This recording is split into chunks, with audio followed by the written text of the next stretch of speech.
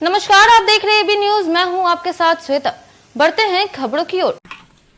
बिहार सरकार के जल संसाधन विभाग और विश्व बैंक संपोषित लगभग 110 करोड़ की लागत से वीरपुर में निर्मित फिजिकल मॉडलिंग सेंटर का ढांचा पूरी तरह बनकर तैयार हो गया है। बताया गया कि अब आंतरिक संरचना में कोसी बराज के मॉडल ट्री का निर्माण कार्य बाकी है। इसके निर्माण के बाद कोसी बराज के अपस्ट्रीम में कोसी नदी के नेपाल स्थित एफ्लेक्स बांध से लेकर डाउनस्ट्रीम में कुर्सेला तक पानी के बहाव की स्थिति और होने वाले खतरे की जानकारी पूर्व में ही मिल सकेगी, जिससे आने वाले खतरे की दिशा में कार्य कर खतरा को टाला जा सकता है। आपके अंदर एक मॉडल दिया गया है, कितना राहत मिलेगा लोगों को?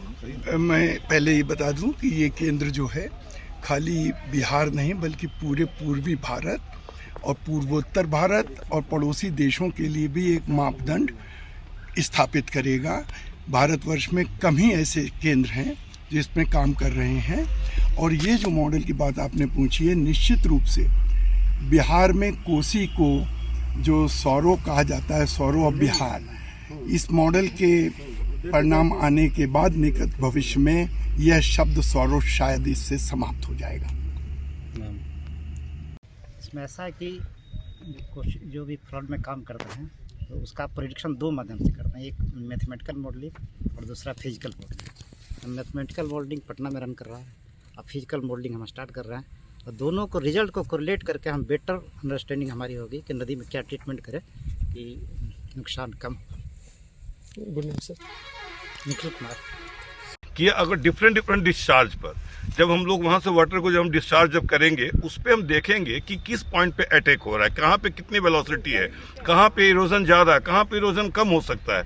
सपोज कीजिए कि एक स्पर पे हमको एक टेंटेटिव लगता है कि भैया इस पे हमको यहाँ पे एक इरोजन की संभावना है, हाई इरोजन हो सकता है, ये मीडियम लेवल का हो सकता है।